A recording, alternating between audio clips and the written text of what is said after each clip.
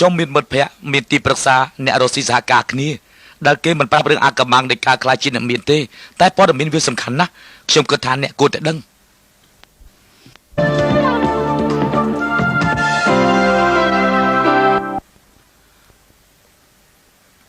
ខ្ញុំឈ្មោះ Robert Kiyosaki ជាកូនកាត់ជប៉ុនអាមេរិកការធំដីក្តីនៅរដ្ឋ Hawaii សហរដ្ឋអាមេរិកម៉ាក់ខ្ញុំជាគ្រូពេទ្យប៉ារបស់ខ្ញុំជាបណ្ឌិតផ្នែកអប់រំហើយគាត់ជានាយកគ្រប់គ្រងផ្នែកអប់រំក្នុងរដ្ឋ Hawaii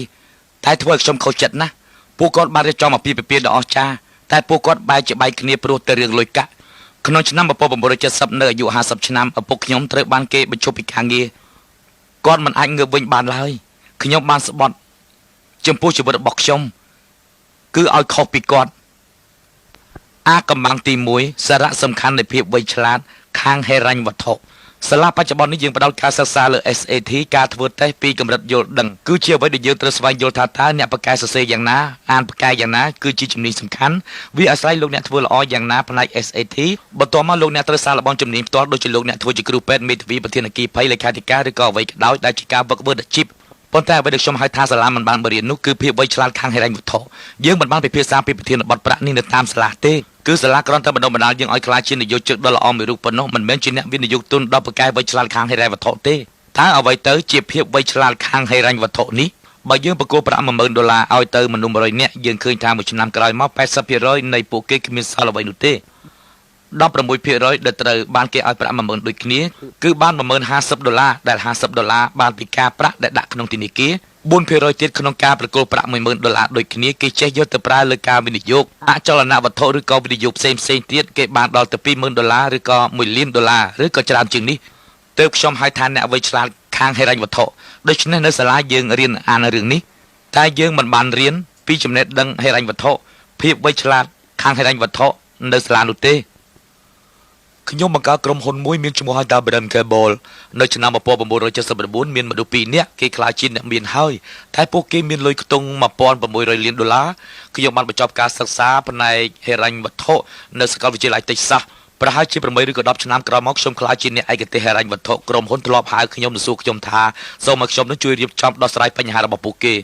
មានរឿងអកុសលមួយខណៈពេលដែលខ្ញុំជាអ្នកឯកទេសហិរញ្ញវត្ថុឃើញមានបញ្ហាខ្លះកើតឡើងក្នុងក្រុមហ៊ុនដែលទាមទារឲ្យត្រូវកាត់បន្ថយបុគ្គលិកហើយដូច្នេះហើយកាលពី3ឆ្នាំមុនខ្ញុំបានបញ្ជូបបុគ្គលិកប្រហែលជា200នាក់មនុស្សដែលខ្ញុំបានស្គាល់ភាគច្រើនមិនបានយល់ដឹងពីរបៀបរកប្រាក់តាមក្បួនវៃឆ្លាតខាងហិរញ្ញវត្ថុទេហើយដូច្នេះហើយទើបពួកគេចំណាយពេលវេលានឹងស្វែងយល់ពីរបៀបយកប្រាក់បង្កើតប្រាក់ដែលនេះហើយជានៃរបស់ចរន្តសាច់ប្រាក់ដែលចង់និយាយពីការរៀបក្បួនច្បាប់និងពីរបៀបយកប្រាក់បង្កើតប្រាក់វាគឺជារឿងអស្ចារ្យមួយអំពីល្បែងរកលុយនេះដែលត្រូវបានគេបង្រៀនហើយរឿងមួយដែលសំខាន់ចំពោះខ្ញុំនោះគឺកូនខ្ញុំគេចេះលេងល្បែងប្រាក់រកប្រាក់ដូច្នេះគេមិនអាចធ្វើឲ្យនរណាម្នាក់បញ្ឈប់គេចេញពីការងារដែលខ្ញុំបានធ្វើនោះទេគឺគ្មានទេពេលដែលខ្ញុំរៀនជំនាញគណនេយ្យក្នុងសាលាវាគឺជាមេរៀនដ៏គួរឲ្យធុញទ្រាន់មួយដែលខ្ញុំធ្លាប់រៀនដូច្នេះខ្ញុំបានបង្កើតប្រព័ន្ធមួយនេះដែលងាយឲ្យយល់សម្រាប់ខ្ញុំនេះគឺជាទម្រង់មេរៀននៃភាពវៃឆ្លាតខាងហិរញ្ញវត្ថុ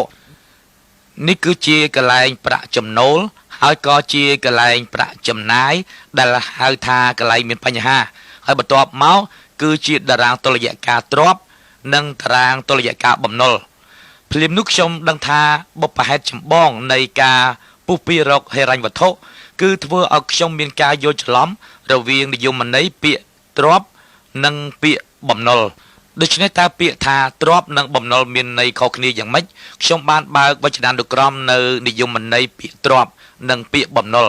ខ្ញុំបានយកច្រឡំនៅពាក្យទាំងនោះដូច្នេះខ្ញុំបានបង្កើតនិយមន័យពាក្យទ្រព្យនិងបំណុលដោយខ្លួនឯងនិយមន័យពាក្យទ្រព្យរបស់ខ្ញុំនោះគឺទ្រព្យគឺការយកប្រាក់មកដាក់ក្នុងហោប៉ៅរបស់ខ្ញុំហើយនិយមន័យពាក្យបំណុលរបស់ខ្ញុំគឺបំណុលគឺការដកប្រាក់ចេញពីហោប៉ៅរបស់ខ្ញុំដូច្នេះហើយអ្វីដែលធ្វើឲ្យប៉ាម៉ាក់របស់ខ្ញុំតស៊ូផ្នែកហិរញ្ញវត្ថុនោះគឺមកពីឪពុករបស់ខ្ញុំដែលខាងធនាគារភ្នាក់ងារអចលនវត្ថុប្រាប់ឪពុកខ្ញុំថាផ្ទះខ្ញុំគឺជាទ្រព្យប៉ុន្តែធៀបពិតបើផ្អែកទៅតាមនិយមន័យរបស់វាគឺផ្ទះខ្ញុំគឺជាបំណុលហើយឪពុកខ្ញុំក៏ថារថយន្តជាទ្រព្យតែការពិតរថយន្តជាបំណុលបើការយល់នេះនៅតែច្រឡំខ្ញុំនឹងបញ្យល់បន្តទៀត នេះគឺជាការបញ្យល់បើខ្ញុំជប់ធ្វើការនោះអចលនទ្រព្យនិងចិញ្ចឹមខ្ញុំតែបំណុលវានស៊ីខ្ញុំគិតថាវាគឺជារឿងងាយយល់ណាស់អាកម្លាំងទី2ឪពុកអ្នកមានមិនធ្វើការដើម្បីប្រាក់ដូច្នេះចំណុចសំខាន់បំផុតនៃចំណេះដឹងខាងហិរញ្ញវត្ថុឬក៏សមត្ថភាពក្នុងការអានតួលេខគឺលោកអ្នកត្រូវយល់ឲ្យបានច្បាស់ពីចរន្តសាច់ប្រាក់ខ្ញុំអាចប្រាប់លោកអ្នកបានអំពីភាពខុសគ្នារវាងអ្នកក្រនិងអ្នកមធ្យមដោយយើងគ្រាន់តែកលេចមើលប្រាក់ចំណូលក្នុងតារាងតុល្យភាពហើយយល់ថាតើចរន្តសាច់ប្រាក់ហូរពីណាទៅណាខ្ញុំបានបង្ហាញពីទម្រង់ចរន្តសាច់ប្រាក់របស់អ្នកក្រចំណុចជាការអ្នកក្រមានការងារមួយហើយប្រាក់ចំណូលដែលបានមកពីការងារត្រូវបានធ្លាក់មកកន្លែងចំណាយពួកគេបង់ថ្លៃឈ្នួលផ្ទះឬក៏ម្ហូបអាហាររួចប្រាក់ក៏ចេញក្រៅពីខ្ទង់ចំណាយហើយនេះគឺជាទម្រង់ចរន្តសាច់ប្រាក់របស់អ្នកក្រទម្រង់ចរន្តសាច់ប្រាក់របស់អ្នកមធ្យមឬក៏លើមធ្យមវិញនោះគឺមានការខុសគ្នាបន្តិចពីទម្រង់ចរន្តសាច់ប្រាក់របស់អ្នកក្រគឺថាប្រាក់ចំណូលចូលតាមផ្លូវនេះហើយចំណូលខ្លះទៀតនោះគឺត្រូវចំណាយលើការបង់ប្រាក់រំលោះចូលធនាគារលើរថយន្តលើប័ណ្ណឥណទានរួចឡើងតាមផ្លូវនេះចូលតាមតារាងចំណាយហើយចុងក្រោយគឺចេញទៅក្រៅដូច្នេះអ្វីដែលលោកអ្នកបានឃើញនៅទីនេះគឺទម្រង់ចរន្តសាច់ប្រាក់របស់អ្នកក្រធៀបទៅនឹងទម្រង់សាច់ប្រាក់របស់អ្នកមធ្យមដូច្នេះទម្រង់ចរន្តសាច់ប្រាក់របស់អ្នកមានវិញគឺមានលក្ខណៈផ្សេងពីអ្នកក្រនិងអ្នកមធ្យមត្រង់ថាទម្រង់សាច់ប្រាក់របស់អ្នកមានហូរចូលពីប្រអប់ទ្រព្យសិនទើបទៅកាន់ប្រអប់ចំណូលដូច្នេះក្នុងគណៈពេលដែលអ្នកក្រនិងអ្នកមធ្យមកំពុងផ្ដោតអារម្មណ៍ទៅលើប្រាក់ចំណូលអ្វីដែលអ្នកមានផ្ដោតអារម្មណ៍នោះគឺប្រអប់ទ្រព្យទៅវិញហើយប្រអប់ទ្រព្យនេះគឺជាចំណុចអាថ៌កំបាំងពិសេសរបស់អ្នកមានការជ្រើសរើសទម្រង់ចរន្តសាច់ប្រាក់គឺអាស្រ័យលើលោកអ្នកសម្រាប់ពួកយើងកាលមកត្រូវមានការងារធ្វើមួយរាល់ពេលដែលប្រាក់ចូលមកនេះគឺជាជំរឿនរបស់អ្នកចំណុចនេះគឺជាការសម្រេចចិត្តរបស់អ្នកចង់ខ្លាចជាអ្នកមានអ្នកក្រឬក៏អ្នកមធ្យមបើសិនជាមានប្រាក់$1ចូលមកអ្នកយកប្រាក់$1នេះចេញតាមផ្លូវនេះហើយបន្ទាប់មកវាគឺជាការសម្រេចចិត្តរបស់លោកអ្នកថាត្រូវទិញអាវយឺតឬក៏លេងល្បែងឬក៏ទិញបាយទឹកបន្ទាប់មកលោកអ្នកចាយវាចេញទៅក្រៅការធ្វើដូចនេះគឺលោកអ្នកជ្រើសរើសជាអ្នកក្រហើយផ្ទុយពីនេះបើលោកអ្នកបង្កើនការចំណាយឬក៏មានលុយច្រើនជាងនេះដើម្បីជ្រើសរើសទិញផ្ទះថ្មីទិញឡានឬក៏ទៅកំសាន្តដោយប្រើប័ណ្ណឥណទាននោះលោកអ្នកនឹងជ្រើសរើសធ្វើជាអ្នកមធ្យមហើយតែបើពេលប្រាក់ចូលមកលោកអ្នកយកវាទៅដាក់នៅក្នុងប្រអប់ទ្រព្យនោះលោកអ្នកសម្រេចចិត្តថាតើលោកអ្នកចង់ខ្លាចជាអ្នកមធ្យមអ្នកក្រឬក៏អ្នកមានដែលយកវាដាក់ចូលក្នុងប្រអប់ទ្រព្យចំណុចនេះលោកអ្នកជ្រើសរើសធ្វើជាអ្នកមានហើយជំរឿនសម្រេចទៅលើលោកអ្នកមិនមែនអ្នកដទៃទេអាកម្លាំងទី3អ្នកមានគិតថាពីអាជីវកម្មរបស់ខ្លួនឯងកាសែតមុននេះលោកអ្នកបានជួបជាមួយនឹងលោក Kate Cunningham រួចទៅហើយគាត់បន្តប្រាប់ខ្ញុំពីរឿងដែលគាត់ជានិស្សិតថ្នាក់អនុបណ្ឌិត MBA មានបរិសុទ្ធសាមម្នាក់ឈ្មោះ Ray Grock គឺជាអ្នកបង្កើត McDonald គាត់បានឡើងទៅនិយាយក្នុងថ្នាក់រៀន MBA ហើយសួរសិស្សទាំងអស់គ្នាថាតើខ្ញុំធ្វើការរកស៊ីអ្វីសិស្សទាំងអស់ឆ្លើយយ៉ាងលាន់មាត់ថាអេរ៉េពិតណាស់យើងទាំងអស់គ្នាដឹងថាជំនួយរបស់លោកនោះគឺ Hamburger ហើយគាត់និយាយថាទេជំនួយរបស់ខ្ញុំគឺមិនមែន Hamburger ទេជំនួយរបស់ខ្ញុំគឺអចលនវត្ថុអ្វីដែលលោករ៉េកំពុងនិយាយនោះគឺថាជំនួយរបស់គាត់មិនមែនលក់ Hamburger ទេតែនៅត្រង់នេះជំនួយរបស់គាត់គឺអចលនវត្ថុ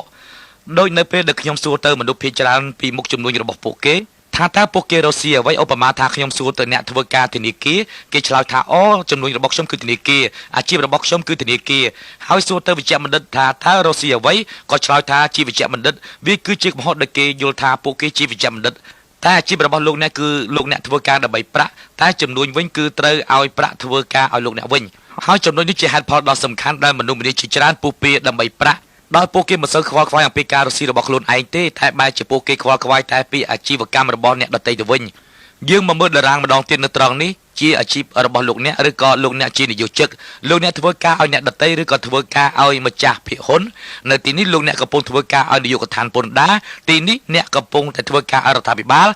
លហើយនៅទីនេះបើសិនជាអ្នកទិញផ្ទះនោះអ្នកធ្វើការឲ្យធនាគារហើយព្រោះអ្នកត្រូវបង់រំលោះឲ្យធនាគារដូច្នេះបើលោកអ្នកចង់មានចង់សប្បាយនិងចង់បានជោគជ័យនោះលោកអ្នកត្រូវរកស៊ីខ្លួនឯងមិនត្រូវធ្វើការឲ្យអ្នកដទៃទៀតទេវាគួរឲ្យចាប់អារម្មណ៍ណាស់សម្រាប់មនុស្សម្នាក់ចំពោះសាជីវកម្មអាមេរិកនៅក្នុងតំណែងខ្ញុំនៅលីវជាស្រីហើយធ្វើការបានល្អខ្ញុំរីករាយជាមួយនឹងការងាររបស់ខ្ញុំតែត្រូវឈរច្រើនម៉ោងណាស់គឺខំធ្វើការដើម្បីឲ្យបានជោគជ័យក្នុងសាជីវកម្មអាមេរិកចរន្តសាច់ប្រាក់ធ្វើឲ្យខ្ញុំជឿជាក់ថាអាចធ្វើឲ្យអ្នកគ្រប់គ្នាខ្លាចទៅជាអ្នកមានវាជារឿងត្រឹមត្រូវមួយហើយខ្ញុំជឿជាក់ថាវាធ្វើឲ្យប្រាក់ចំណូលយើងកើនឡើងខ្ពស់លោកដឹងហើយថាវាជាបទពិសោធន៍ដ៏អស្ចារ្យសម្រាប់ខ្ញុំហើយវាជាបទពិសោធន៍របស់ខ្ញុំដែលខ្ញុំកំពុងតែរៀនសូត្រចា៎ខ្ញុំឈ្មោះចេះបសិទ្ធខ្ញុំជាអ្នកវិនិយោគអាយុ25ឆ្នាំខ្ញុំរៀនផ្នែកសេដ្ឋកិច្ចខ្ញុំ Star នៅ Wall Street អតិថិជនរបស់ខ្ញុំភាគច្រើនអាយុ40 ទៅ50ឆ្នាំពួកគេមិនដែលគិតពីហិរញ្ញវត្ថុទៅអនាគតទេសម្រាប់ខ្ញុំឥឡូវនេះខ្ញុំមិនមានគម្រោងធ្វើការក្រោយអាយុ30ឆ្នាំទេពេលអាយុ30ឆ្នាំខ្ញុំធ្វើបោះជំរំនៅលើកោះហើយចរន្តសាច់ប្រាក់នឹងបង្ហាញខ្ញុំវាអាចធ្វើខ្ញុំធ្វើបានជោគជ័យដូច្នេះអ្វីទៅដែលបណ្ដាលឲ្យមានការពុះពៀខាងហិរញ្ញវត្ថុមនុស្សភាគច្រើនគេជឿទៅលើការខិតខំប្រឹងប្រែងធ្វើការអ្វីដែលពួកគេផ្ដោតលើការងារប្តីឬប្រពន្ធទៅធ្វើការងារទាំងពីរនាក់អាចហៅថាមានការងារធ្វើពីរនាក់ដើម្បីបង្កើនប្រាក់ចំណូលដូច្នេះបើប្រាក់ចំណូលកើនឡើងគេជឿថាគេខំប្រឹងប្រែងធ្វើការបញ្ហាខ្ទង់ប្រាក់ចំណូលពីការខិតខំធ្វើការគឺថាបើប្រាក់ចំណូលកើនឡើងការបងពុនកើនឡើងលោកអ្នកចំណាយកើនឡើងព្រោះជីវភាពកើនតម្រូវការកើនដូច្នេះបើលោកអ្នកត្រូវការទិញផ្ទះដីធ្លីឡានថ្មីទូកថ្មីព្រោះធនាគារបានប្រាប់លោកអ្នកថាវាទាំងអស់នោះគឺជាទ្រព្យហើយដូច្នេះហើយវាត្រូវឡើងត្រង់នេះហើយលោកអ្នកខិតខំធ្វើការចំណាយរបស់លោកអ្នកកើនឡើងបំណុលកើនឡើងភ្លាមនោះលោកអ្នកនឹងគ្មានសល់អ្វីនោះទេអ្វីដែលកើតឡើងបន្ទាប់មកនោះគឺលោកអ្នកបាត់បង់ប្រាក់ចំណូលថាត្រង់នេះខ្ទង់ចំណាយត្រូវចេញទៅបាត់ទេចម្លើយគឺទេហើយត្រង់នេះខ្ទង់បំណុលចេញទៅបាត់ទេចម្លើយគឺទេហើយនេះហើយទើបយើងហៅថាហិរញ្ញវត្ថុអស្ថិរភាពឬក៏ការពុះពីហិរញ្ញវត្ថុចម្លើយគឺលោកអ្នកមិនធ្វើការឲ្យប្រាក់ទេតែឲ្យប្រាក់ធ្វើការលោកអ្នកវិញទោះបីជាលោកអ្នកបាត់បង់ការងារអចលនទ្រព្យនៅតែចិញ្ចឹមលោកអ្នកដូច្នេះក្នុងតារាងអចលនទ្រព្យយើងហៅថាហិរញ្ញវត្ថុអស្ថិរភាពឬក៏ការពុះពៀខាងហិរញ្ញវត្ថុ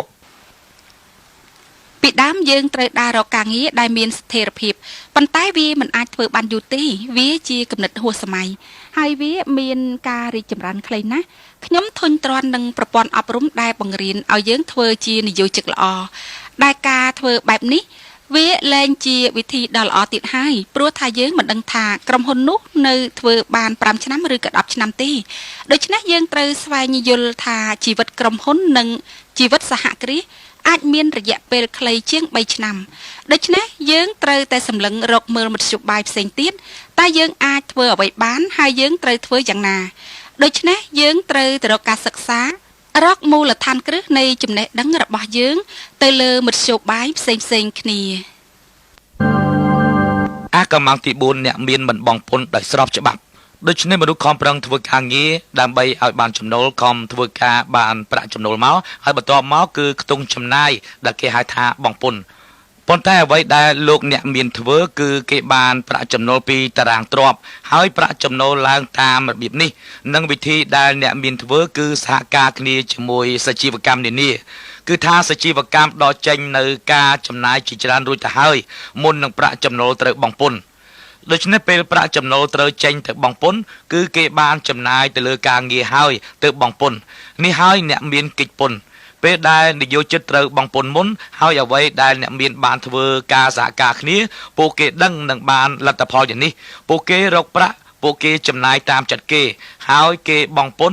ហើយអ្វីដែលអ្នកក្រនិងអ្នកមធ្យមធ្វើគឺពួកគេបានខំធ្វើការពួកគេបងពុនជូនរដ្ឋហើយពួកគេចាយវាក្នុងការរស់នៅពីប្រាក់ដែលនៅសេសសល់នេះនោះហើយជាភាពខុសគ្នាដ៏ធំមួយរវាងអ្នកមានអ្នកក្រនិងអ្នកមធ្យមពេលខ្ញុំបានបង្រៀនសិស្សនៅសាលាពីការងារពិតប្រាកដខ្ញុំបានរកឃើញពលរដ្ឋនិងកូនសិស្សសិក្សាពីការធ្វើអាជីវកម្មលើអចលនវត្ថុយើងបានផ្ដល់ឲ្យពួកគេនៅមេរៀនមូលដ្ឋានគ្រឹះនៃការរកស៊ីពិតប្រាកដតែពួកគេមិនដឹងពីមេរៀនវិនិយោគនោះទេមិនដូច្នេះពួកយើងរំភើបចិត្តពុនពេកណាពីលបែងចរន្តសាច់ប្រាក់នេះព្រោះឥឡូវនេះយើងបានបរៀនសិស្សតិចតួចណាស់ពីមូលដ្ឋានគ្រឹះពីរបៀបវិនិយោគនិងហិរញ្ញវត្ថុដូច្នេះយើងត្រូវបរៀនពួកគេឲ្យយល់ដឹងឲ្យបានច្បាស់ពីបញ្ហានេះដើម្បីឲ្យពួកគេយកទៅធ្វើការអនុវត្តក្នុងជីវិតពិត